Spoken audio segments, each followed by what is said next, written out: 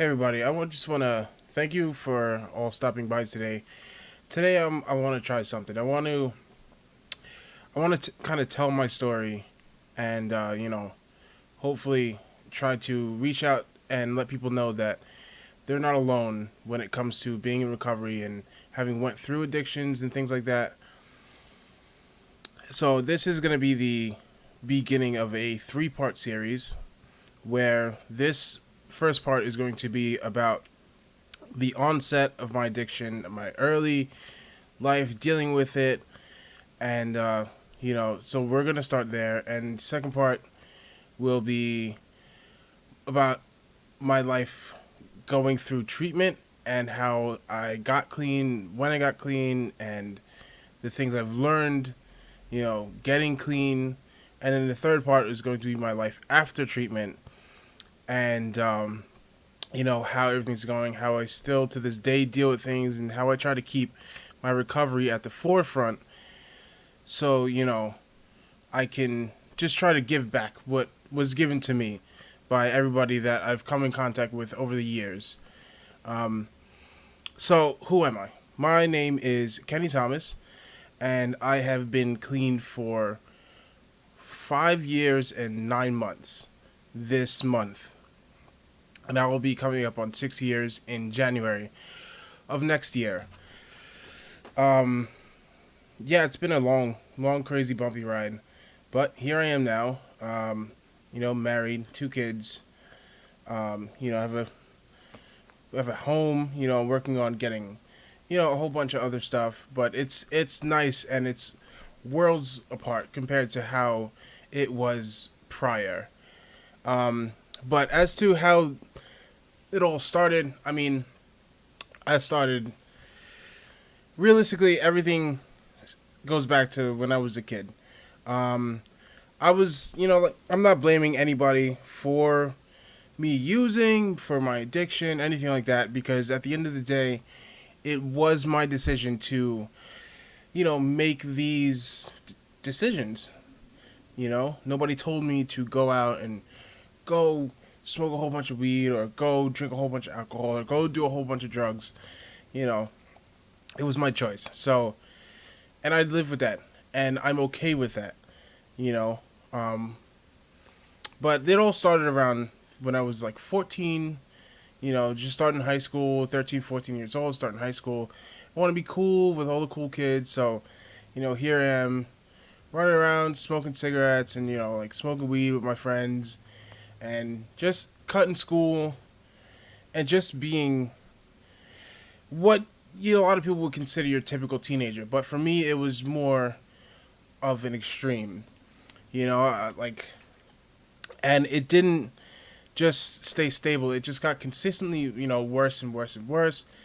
You know, and all throughout high school I was getting in a lot of trouble, giving my caretaker a lot of grief, and just really being, you know, just a piece of trash, like really bad. And I look back now, and it you know I feel bad, but at the same point in time, it's like I accept that that's kind of who I needed to be to get where I am now. And as I progress along with my story, hopefully you'll come to understand why it's better to accept your past mistakes and who you were, because it helps you to become who you are today.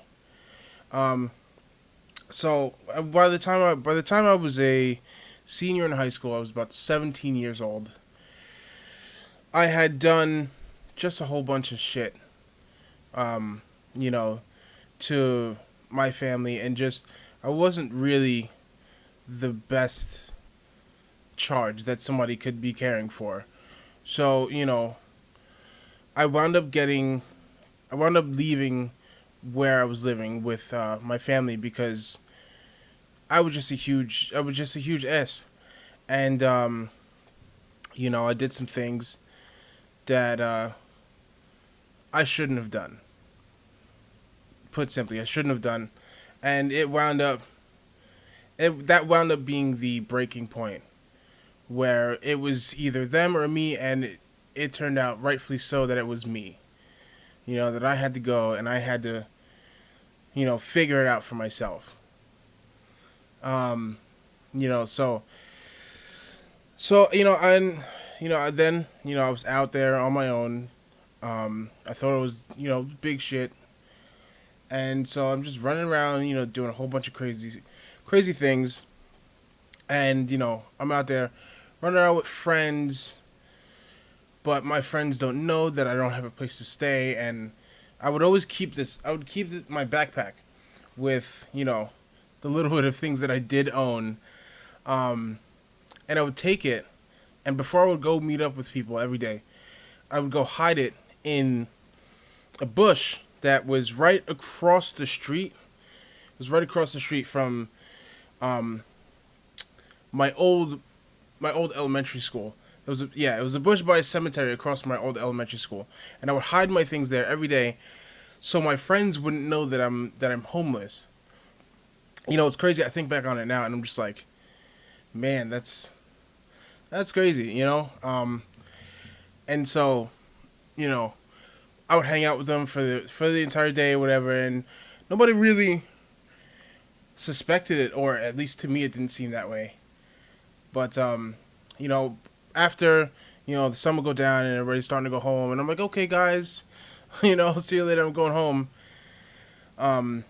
That's when it came time for me to go find somewhere to sleep, and because at this point in time we're still all kids. All my friends still live with their parents, and there was nobody who I could be like, hey, can I stay with you? Because none of these kids own their own apartment. We're all 17, 18 years old. Granted, not that some 18-year-olds don't have their own place or whatever, but at this point in time, they didn't. So, and like summer, fall, it was, it was okay, but, come wintertime, it was rough, man. Trying to find somewhere to sleep that's, not exposed to the 20, 30 degree weather. And it was rough. So,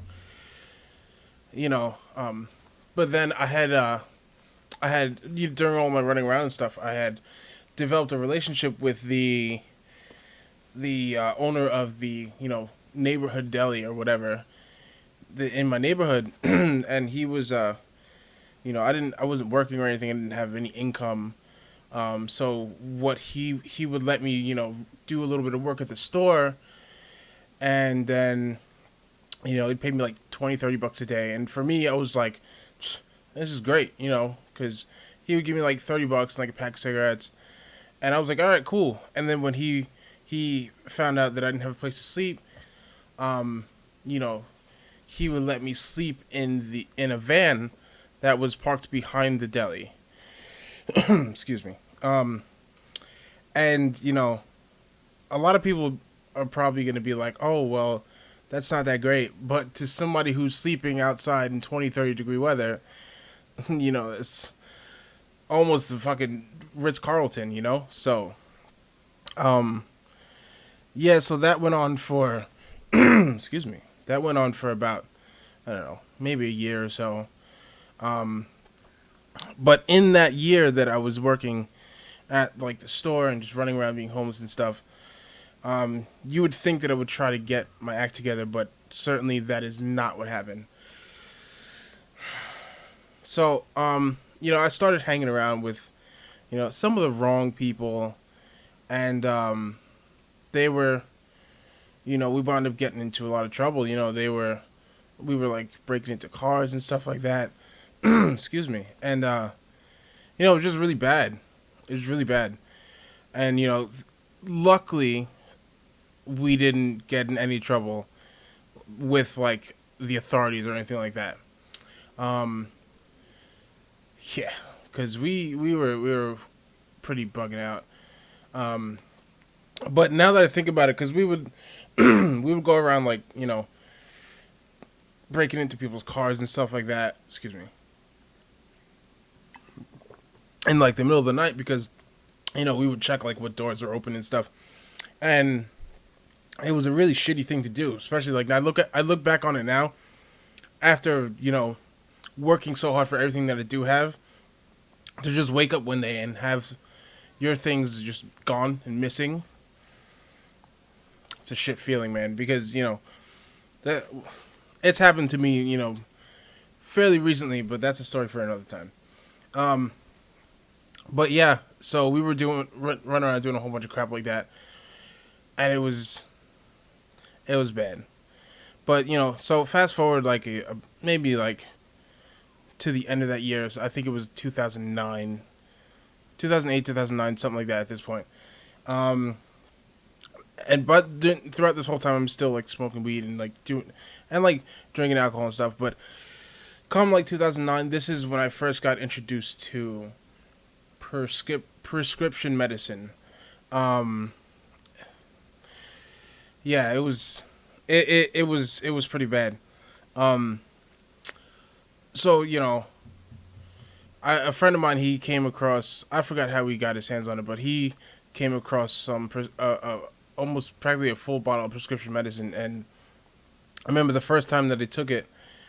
I think I took too many. I don't know, but the following day, I think I couldn't move my legs or something like that, and I was just like, I just woke up and I couldn't feel my legs for like a few hours, and it was just terrible. And mind you, I'm sleeping in the back of a freezing cold van, and so it's like I'm just like, that's it for me. Somebody's gonna have to call an ambulance, but I wound up being okay. You know, walked it off, but that was my first real scare with drugs, because I was like, man, what's going on here? So so like I said, at this point, I'm still homeless. I'm making like $30 a day. Like taking pills and smoking weed and drinking almost daily now.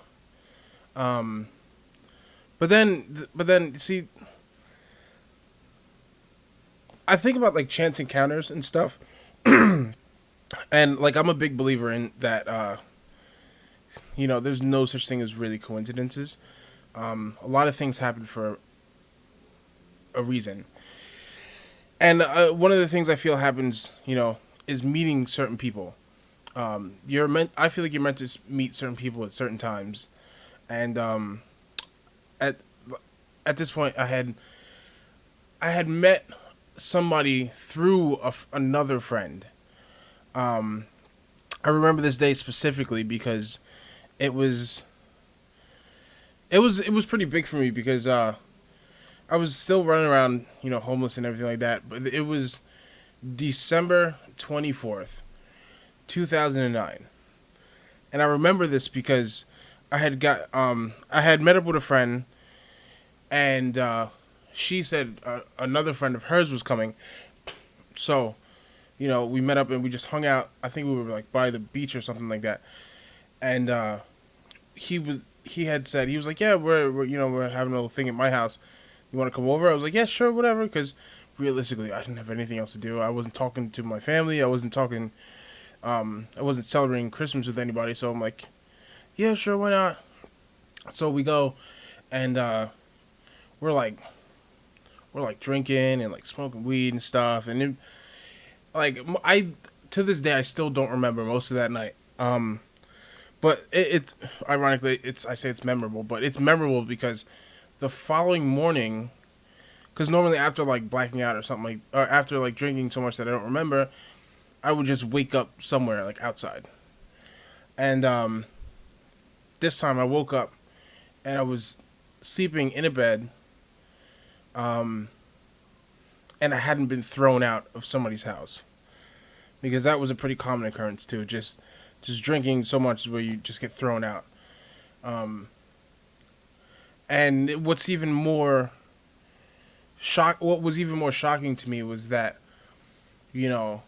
I guess I must have told them as we were drinking that I didn't have anywhere to go.